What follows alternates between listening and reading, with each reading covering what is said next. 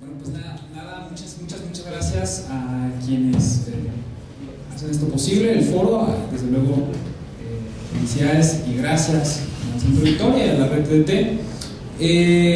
Pues bueno, la reforma en telecomunicaciones, vamos a entrar rápido en materia, es quizá, a diferencia de las otras reformas estructurales, es de las reformas que menos se anticipaban que ocurrieran en primera instancia. Cuando se hablaba de reformas estructurales antes de hablar de la reforma de telecomunicaciones o bien hablar del periodo de reformas de Peña Nieto, pues de lo que se hablaba sobre todo de la reforma energética y temas sobre reformas a las estructuras administrativas, reformas para el sistema penal, al sistema sanitario, ¿no? Fiscal y financiero.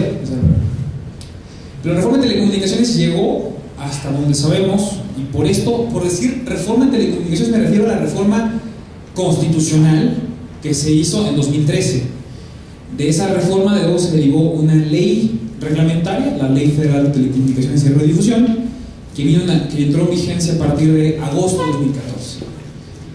La reforma de telecomunicaciones, insisto, no se veía venir necesariamente hasta antes de que se anunciara la agenda de lo que luego sería el Pacto por México, aproximadamente en noviembre de 2012.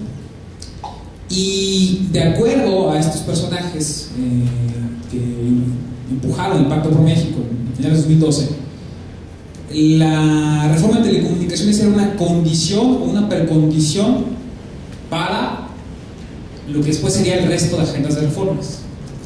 Es decir, en el discurso esencialmente estamos hablando del presidente en su momento del PAN, en su momento del PRD, como condición para discutir el resto de reformas en un plan como tal, de pacto, se debía entender una de las principales causas de malestar social, según ellos, desde luego, a interpretación de ellos, que era el tema de la demanda, de la exigencia social por la democratización de medios de comunicación.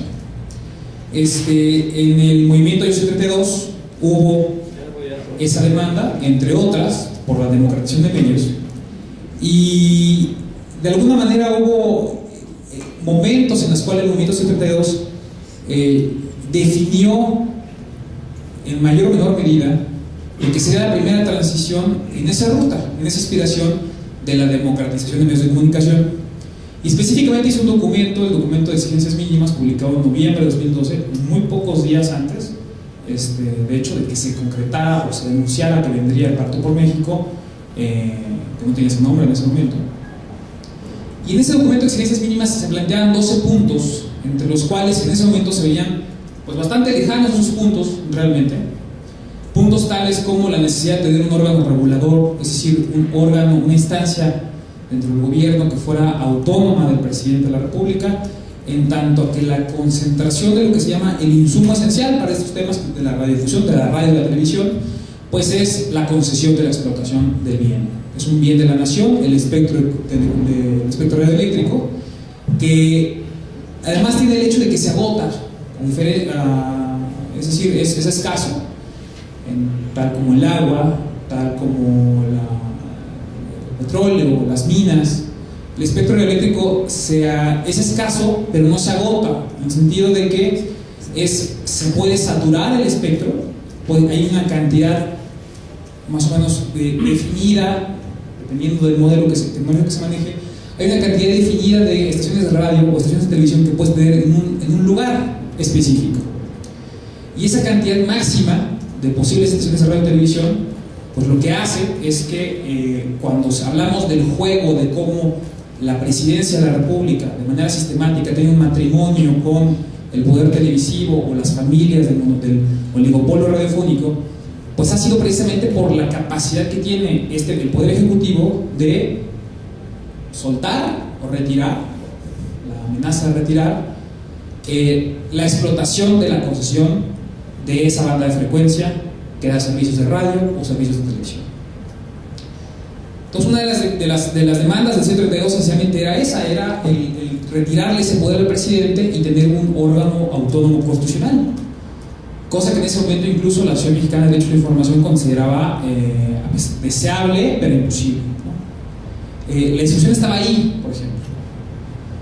También se hablaba de la necesidad de hacer una serie de reformas tales que quizá lo que parece ser la plataforma más democrática de comunicación, y eso además una plataforma con una capacidad de ser habilitadora de derechos humanos, como es Internet, pues se consideraba precisamente eso, al ser un habilitador de otros derechos, se consideraba a sí mismo un derecho fundamental, ¿no?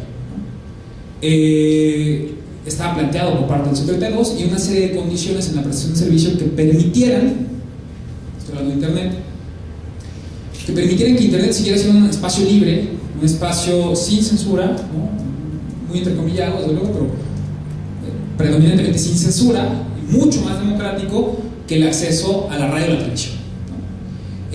Se planteaba la necesidad, por ejemplo, de tener 3 tipos de concesiones y abandonar ese esquema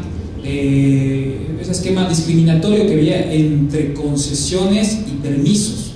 Permisos, por los permisionarios, se les daba, era una forma, insisto, discriminatoria que le daba en ese momento la Secretaría de Comunicaciones y Transportes a los medios cuyo fin no era el lucro, dígase por ejemplo Canal 11, Canal 22 y todos los sistemas dedicados a la radiodifusión educativa, por ejemplo, cultural.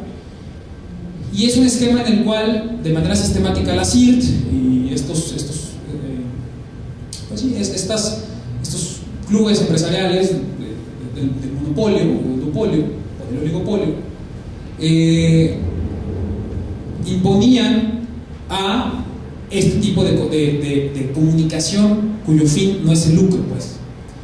Ese esquema discriminatorio se necesitaba, y así lo decía el 52, había que abandonarlo, porque era nocivo, y sobre todo lo que había hecho era empujar la noción social de comunicación a que la televisión y la radio es para eso, es exclusivamente para el entretenimiento,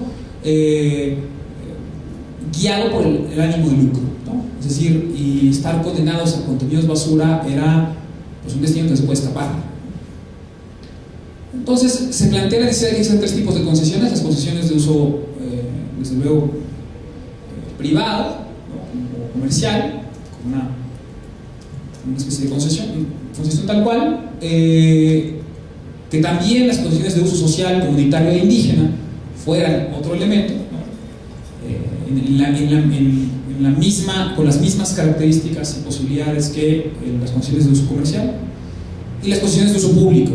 La diferencia entre las concesiones de uso público y las concesiones de uso comunitario, social o indígena es que estos últimos tienen el fin, sobre todo, de proteger, promover, ¿no?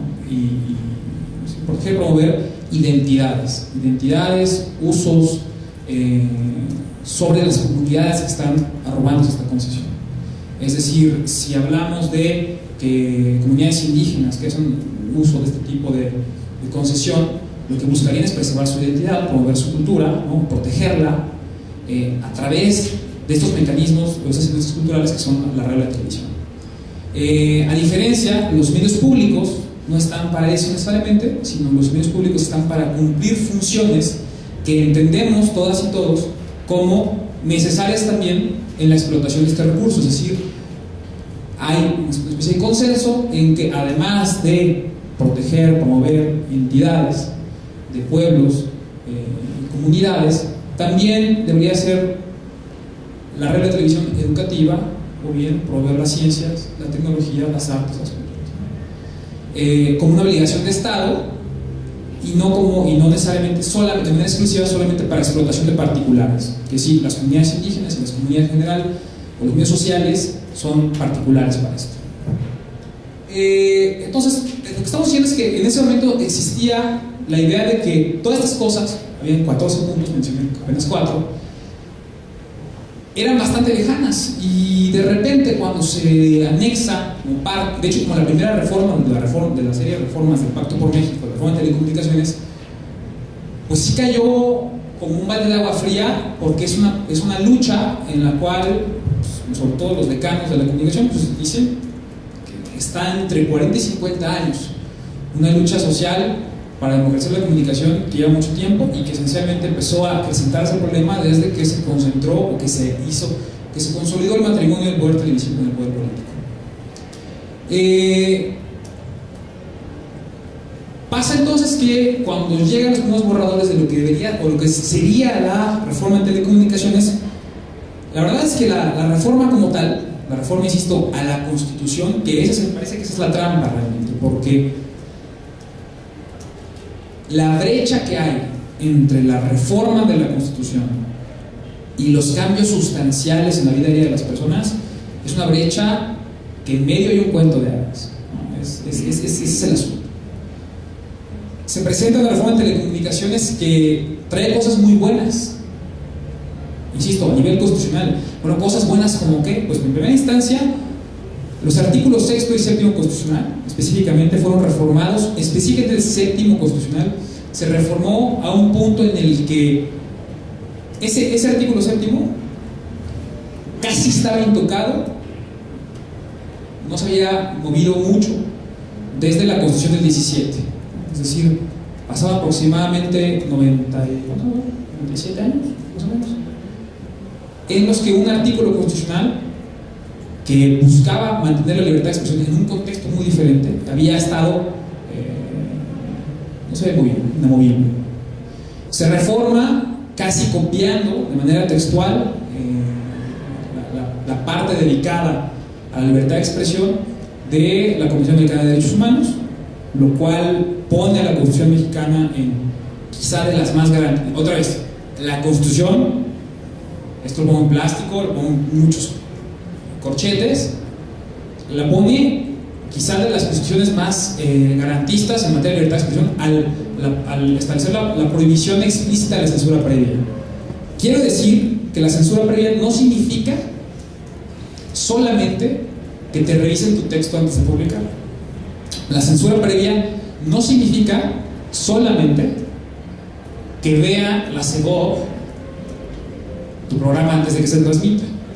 La censura previa es incluso que lo baje cuando ya se está transmitiendo. La censura previa es que retire tu revista de los estantes cuando ya se publicó. Eso también es censura previa. Porque lo que entiende esta modificación a la Constitución es que la libertad de expresión se entiende como un hecho comunicativo. Yo a unos alumnos les preguntaba si la libertad de expresión, yo en la prepa creía que la libertad de expresión era que mientras no tuviera una pistola en la cabeza con un manual enfrente de qué debo decir y qué no, tenía libertad de expresión. Mientras yo no tenga un voz alta de libertad de expresión. El asunto es que la definición de libertad de expresión ha ido evolucionando tanto, y sobre todo a nivel constitucional en México, y nada más, de ahí para abajo es todo lo contrario, que se entiende que no existe libertad de expresión si no tienen condiciones el emisor, el canal y el receptor adecuadas para cada vez generar mejor comunicación. Es decir, si yo al emisor lo privo de capacidad de informarse para admitir mejores discusiones públicas, si yo lo privo de periodismo, lo privo de capacidad de acceder a muchos medios de comunicación en un sistema plural, le privo de cultivarse para generar una mejor comunicación, emitir un mejor mensaje, estoy coartando su libertad de expresión. Si yo retiro una revista y le impido al emisor la capacidad de emitir su propia opinión sobre esa revista que yo retiré, estoy coartando su libertad de expresión. Oye, pero dijo, se quejó en la calle de que le quitaron la revista. ¿Ahí hay libertad de expresión? La respuesta es que no. Porque le estás impidiendo como Estado la capacidad, insisto, de formarse una mejor opinión sobre el mundo. Entonces, en ese sentido, también pensemos en el receptor, en el emisor, pensemos en el receptor. Es exactamente lo mismo. El hecho comunicativo es que está protegido antes, durante y después de la comunicación, ¿no? En un hecho entre dos partes que se entiende que en un sistema, una sociedad no son dos partes, sino son múltiples partes. Entonces esa reforma del Centro Constitucional fue clave, es importante. De hecho, buena parte de la defensa que estamos haciendo de nuestros derechos están basados en esas dos reformas, el sexto y el séptimo constitucional, y cuando los jueces y los tribunales y los magistrados nos tiran esos amparos y pues esencialmente que están omitiendo es justamente no solamente el texto, el espíritu constitucional y no solamente los tratados internacionales en materia de derechos humanos, es un punto de defensa, pues. El artículo 6 constitucional también se amplió el catálogo de derechos, por ejemplo, se elevó a rango constitucional los derechos de audiencias. El derecho, el romper con el esquema de la audiencia pasiva frente a una pantalla o frente a un radio que dicen cosas sin que nosotros podamos decir nada, más que cuando nos dan el número de teléfono para hablar a la cabina, ¿no? Hay un cambio en esa posición, en tanto que se reconoce a ese nivel los derechos de audiencias, pero no solo de audiencias, sino también de usuarios de telecomunicaciones. Entonces, como usuarios de telefonía, o usuarios de internet, o usuarios de todos los servicios de telecomunicaciones, son varios, pues también tenemos un derecho constitucional que supuestamente debería darle mayores protecciones a lo que teníamos en 2012. La reforma constitucional además preveía que México fuera pionero en la construcción de infraestructura para las comunicaciones, sobre todo para internet, la famosa red troncal, y que nos diéramos como Estado un bien común para poder tener infraestructura que no dependiera de la infraestructura estrictamente privada. La red troncal de Telcel, la red de Movistar, que nos da servicios de internet para una serie de cosas. Bueno, la reforma constitucional preveía que el Estado se diera la propia, completando la red la red troncal de la Comisión Federal de Electricidad, y que a partir de ahí el Estado pudiera proveer también su propio servicio. Todo esto que les estoy diciendo, y cuando tienen los tiempos como vamos, los problemas empiezan realmente no ahí, insisto. Hubo una discusión muy fuerte entre sociedad civil sobre cómo responder ante esto, porque la verdad es que, insisto, la reforma está bien, tiene muchas partes criticables, muchas, pero el problema no empezó ahí. El problema realmente empezó en la ley de telecomunicaciones. Y la ley de telecomunicaciones, esencialmente, lo que vino a hacer es a desnaturalizar la reforma en telecomunicaciones. Es decir, mientras por un lado se ampliaba el catálogo de derechos, dígase, derechos de audiencias, por ejemplo, la parte de cómo reglamentar el derecho de audiencias en la ley de telecomunicaciones, una ley larguísima, viene esencialmente a convertir todo en un juego de simulación. Porque al final te dan un derecho, pueden presumir que existe un derecho, cuando en la realidad lo vuelven prácticamente inejecutable, inexistente. Y eso es en sí misma una violación de los derechos humanos en varios niveles. Se establece una reconcentración del poder, ya que Televisa reconcentra poder, por ejemplo, y el poder mediático reconcentra poder, pero también el gobierno, el poder estatal reconcentra poder. Es decir, la ley de telecomunicaciones significó, ahí sí, quizá uno de los peores retrocesos en la libertad de expresión, fuera de todo lo que ocurre afuera, de asesinatos a periodistas, de persecuciones a medios, de donde hay bastantes reportes, artículos, que han hecho una muy buena labor en documentar ataques directamente contra medios, ataques y persecuciones sistemáticas contra comunicadores sociales, indígenas y comunitarios, a los cuales, violando el artículo 7 que se reformó, el artículo 7 constitucional, confiscándoles sus materiales de comunicación, es decir, llega el IFT con la policía local, municipal o estatal a confiscar las consolas, los discos, los materiales, las USBs, las cintas de comunicadores sociales, comunicadores comunitarios, comunicadores indígenas. Es decir, la distancia que hay entre la letra de la Constitución y lo que está con la realidad es profundamente abismal. Prácticamente cada capítulo de ley de telecomunicaciones encontramos algún elemento de violación de derechos humanos. Un ejemplo muy concreto: mientras que la Constitución reconoce la comunicación indígena como un derecho constitucional, la ley de telecomunicaciones prohíbe que se hable en cualquiera de los, no sé cómo, mejor lenguas o idiomas, no he corregido de las dos veces, indígenas, originarias, no he corregido las dos veces, si no tienes una concesión indígena. Es decir, solamente puedes hablar en esas lenguas o idiomas solamente en una concesión dedicada para eso. no se puede hablar en lenguas indígenas en una concesión privada, no se puede hablar en lenguas indígenas en una concesión social, no se puede hablar en lenguas indígenas en una concesión pública. Eso dice la ley. Es decir, se les reconoce para discriminarlos, no solamente eso, sino para seguir en la dinámica, ¿sí?, de opresión y exclusión que se ha hecho de manera sistemática a estas formas distintas de hacer comunicación. Por ejemplo, eso actualmente hay un amparo que de hecho ya llegó a la Suprema Corte de Justicia de la Nación, en este caso específico que les acabo de mencionar, y que esperamos que pueda resolverse a favor, porque las instancias intermedias judiciales lo que han hecho han apoyado algunos de los preceptos que estamos defendiendo en esta denuncia que hacemos de la discriminación en torno a los pueblos, pero la verdad es que las expectativas ya en el Poder Judicial, sobre todo ahora que están en juego 2 asientos en la Suprema Corte de Justicia de la Nación, pues la verdad es que son pocas. Otro de los elementos que impone la ley de telecomunicaciones es algo que no venía en la reforma de telecomunicaciones, y es un engrosamiento de las capacidades del Estado para instalar un Estado policial en el cual nos presume a todos potenciales delincuentes, y se hace lo que se llama el registro de metadatos, es decir, el registro de las comunicaciones privadas y de los datos asociados a las comunicaciones privadas. ¿A qué me refiero con esto? Hay un registro permanente por 2 años de todas las comunicaciones que nuestros aparatos hacen con la infraestructura básica, es decir, alrededor de unas 26 veces al día, si no usas este teléfono, alrededor de unas 26 veces al día, este teléfono quiere comunicarse y se comunica, de hecho, con torres.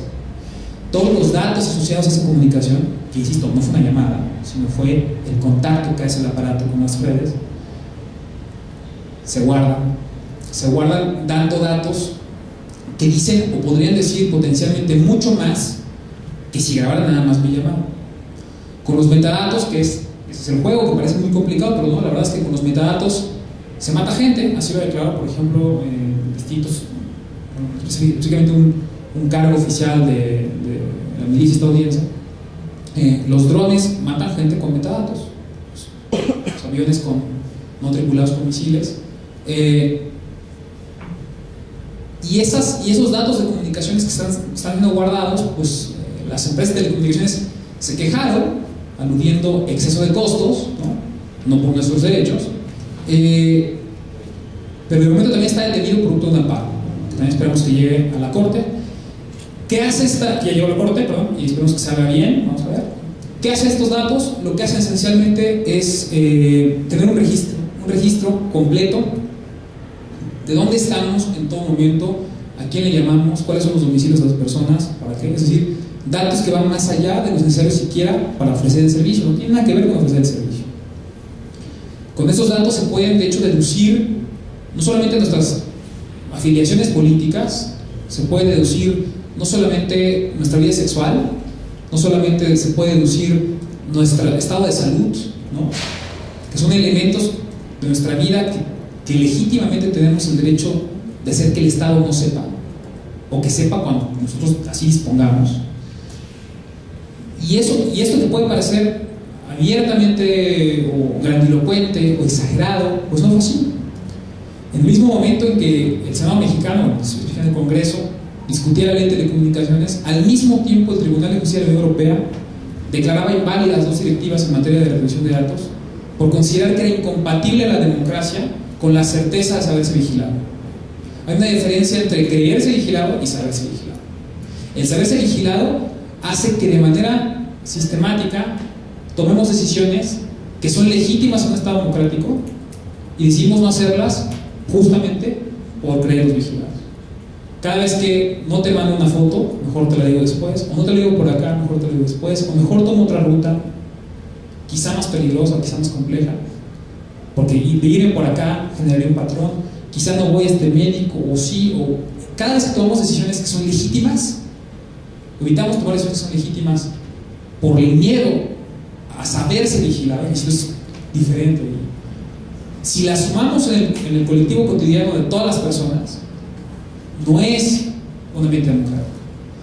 Además, el acceso a estos datos, por ejemplo, según la ley, no requiere supuestos para acceder a estos datos. Es decir, no requiere que la autoridad que accede a estos datos configure un potencial delito, ni establezca que está fundado y motivado un potencial delito.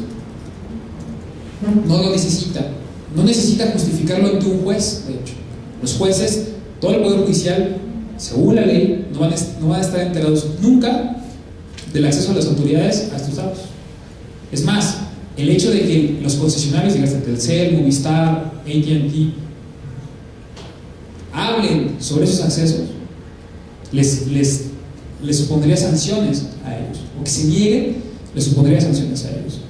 Pero lo peor de todo es que ni siquiera están declaradas las autoridades que están facultadas para acceder a estos datos.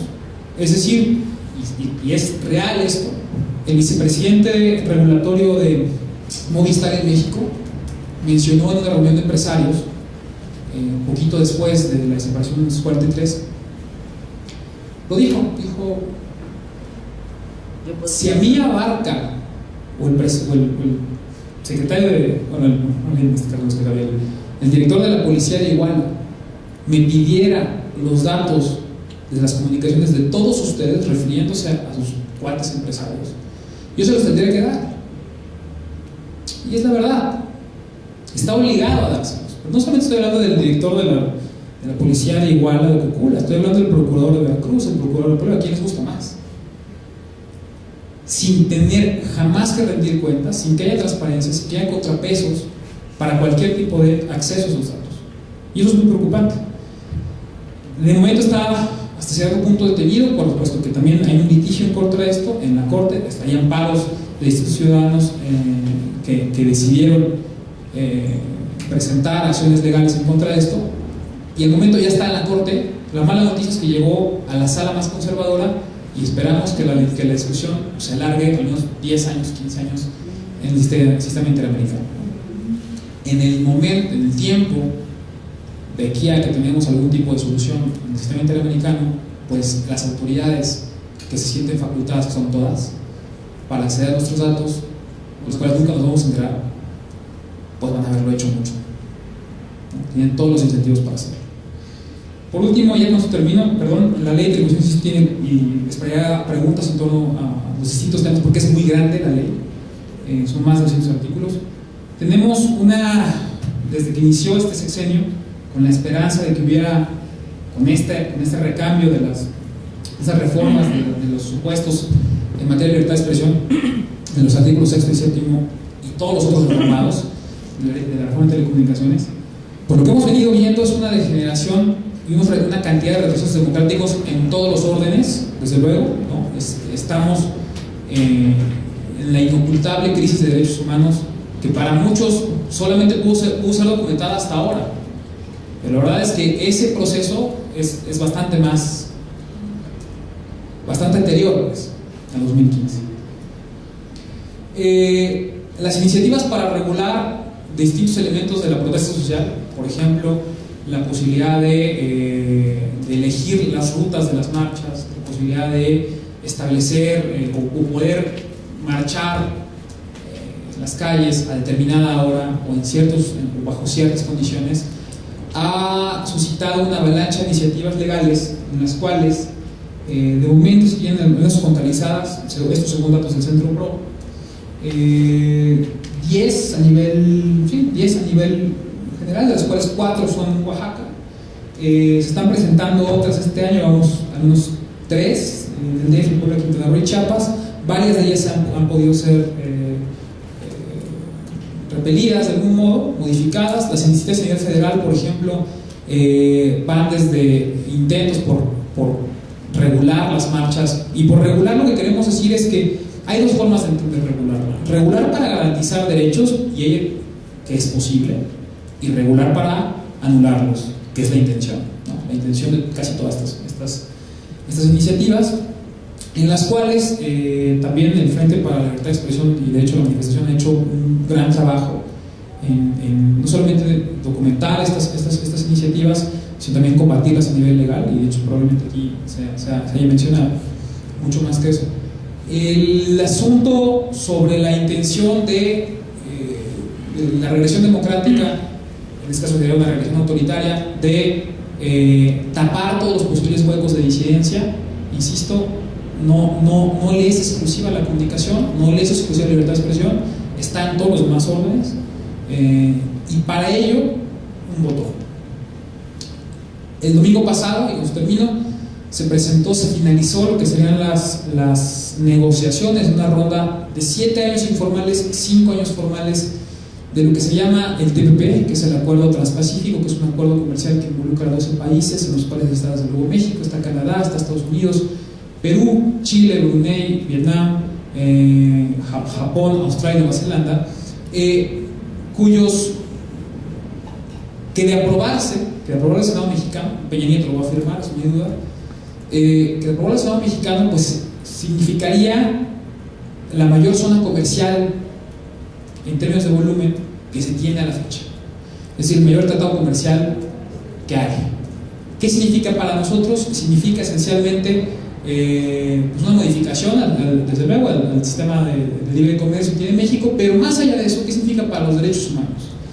Hay quien, de manera, creo yo, ingenua, vio las reformas estructurales de manera aislada y vio la reforma hacendaria aislada, decían, es que es una reforma hacendaria que parece de izquierda, y vieron sí, hubo quien dijo eso, y vio la reforma de telecomunicaciones, y luego vio la reforma, ya y sus leyes reglamentarias, y vio la reforma financiera, y vio la reforma educativa, y vio la reforma laboral que se hizo antes que Peña Nieto, y quizá le parecía como un despliegue de inconsistencias, aparentemente.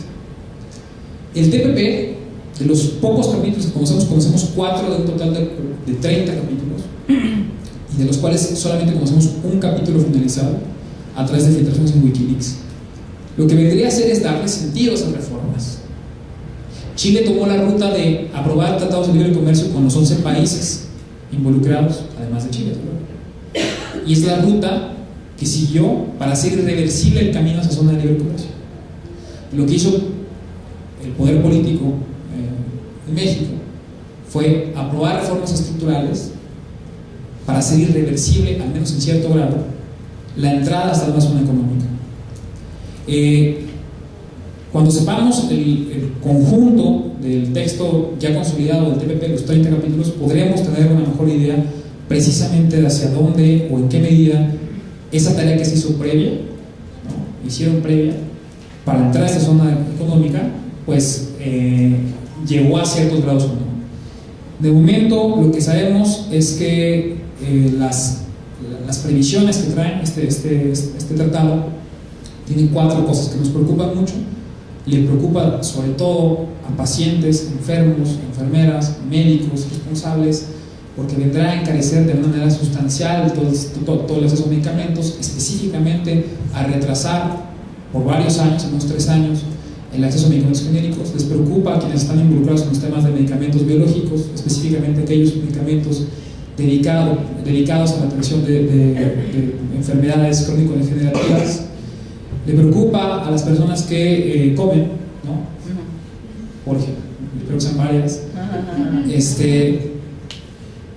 porque vendrá a alterar toda la dinámica de las industrias agroalimentarias en cada uno de sus pasos, desde el productor hasta el etiquetado del consumidor final. Es decir, tenemos problemas desde el control de semillas hasta la posibilidad de que las empresas multinacionales puedan demandar al Estado mexicano por imponerles regulaciones a los etiquetados. ¿A qué me refiero?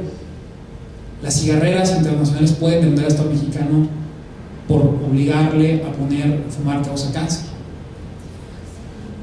Y nosotros que lo hicimos pensando en el derecho a la salud, a la información a la hora de elegir, según es un sistema que se llama la resolución de controversias inversionista-Estado, o los ISDS, pues lo que querían era convertir a los derechos humanos en barreras al comercio, donde las barreras al comercio, dictadas por tribunales ad hoc, porque no son permanentes,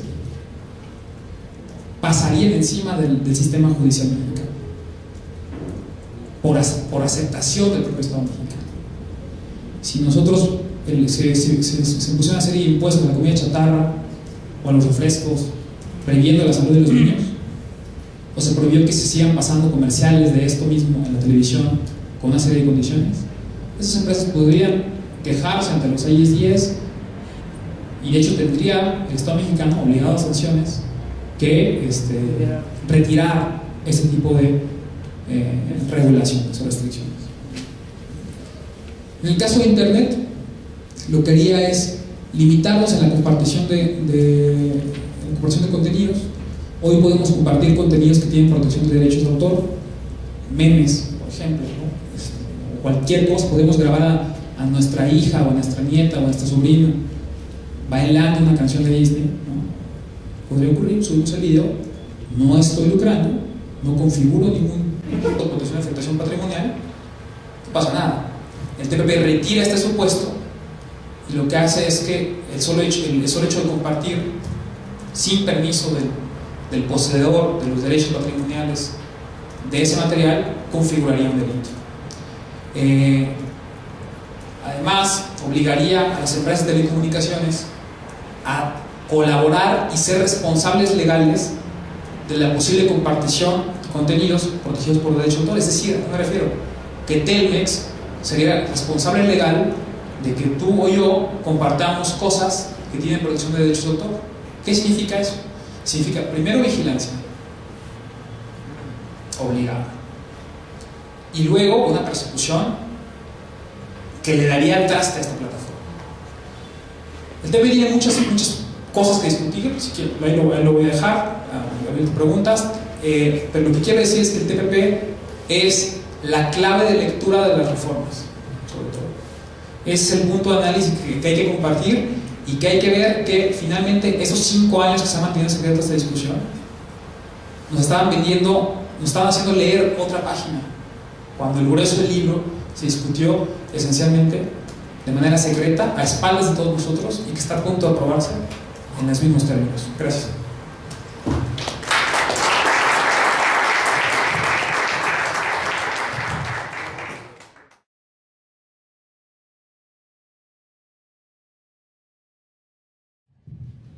Bueno, pues nada, muchas gracias a quienes hacen esto posible, el foro, desde luego, felicidades y gracias a Centro Victoria y a la red TDT.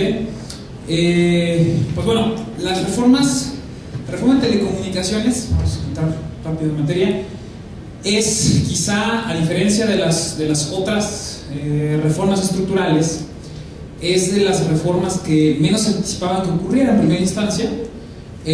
Cuando se hablaba de reformas estructurales antes de hablar de la reforma de telecomunicaciones, o bien hablar del periodo de reformas de Peña Nieto, pues de lo que se hablaba, sobre todo de la reforma energética, y temas sobre reformas a las estructuras administrativas, reformas hacia parte del sistema penal, al sistema sanitario, eléctrico, que además tiene el hecho de que se agota, es decir, es escaso, tal como el agua, tal como el petróleo, las minas. El espectro eléctrico es escaso, pero no se agota, en el sentido de que se puede saturar el espectro, hay una cantidad más o menos definida, dependiendo del modelo que se maneje, hay una cantidad definida de estaciones de radio o estaciones de televisión que puedes tener en un lugar específico. Y esa cantidad máxima de posibles estaciones de radio y televisión, pues lo que hace es que cuando hablamos del juego de cómo la presidencia de la República de manera sistemática tiene un matrimonio con el poder televisivo o las familias del oligopolio radiofónico, lo que después sería el resto de agendas de reformas. Es decir, en el discurso esencialmente estamos hablando del presidente en su momento del PAN, en su momento del PRD, como condición para discutir el resto de reformas en un plan como tal, de pacto. Se debía entender una de las principales causas de malestar social, según ellos, desde luego, a interpretación de ellos, que era el tema de la demanda, de la exigencia social por la democratización de medios de comunicación. En el movimiento de 72 hubo esa demanda, entre otras, por la democratización de medios, y de alguna manera hubo momentos en los cuales el movimiento 72 definió en mayor o menor medida lo que sería la primera transición en esa ruta, en esa aspiración de la democratización de medios de comunicación. Y específicamente hizo un documento, el documento de exigencias mínimas, publicado en noviembre de 2012, muy pocos días antes, de hecho, de que se concretara o se denunciara que vendría el Pacto por México, que no tenía ese nombre en ese momento. Y en ese documento de exigencias mínimas se planteaban 12 puntos, entre los cuales en ese momento se veían pues bastante lejanos esos puntos realmente. Puntos tales como la necesidad de tener un órgano regulador, es decir, un órgano, una instancia dentro del gobierno que fuera autónoma del presidente de la República, en tanto que la concentración de lo que se llama el insumo esencial para estos temas de la radiodifusión, de la radio y de la televisión, pues es la concesión de la explotación del bien. Es un bien de la nación, el espectro fiscal y financiero. Pero la reforma de telecomunicaciones llegó hasta donde sabemos, y por esto, por decir reforma en telecomunicaciones, me refiero a la reforma constitucional que se hizo en 2013. De esa reforma de luego se derivó una ley reglamentaria, la Ley Federal de Telecomunicaciones y Radiodifusión, que entró en vigencia a partir de agosto de 2014. La reforma de telecomunicaciones, insisto, no se veía venir necesariamente hasta antes de que se anunciara la agenda de lo que luego sería el Pacto por México, aproximadamente en noviembre de 2012.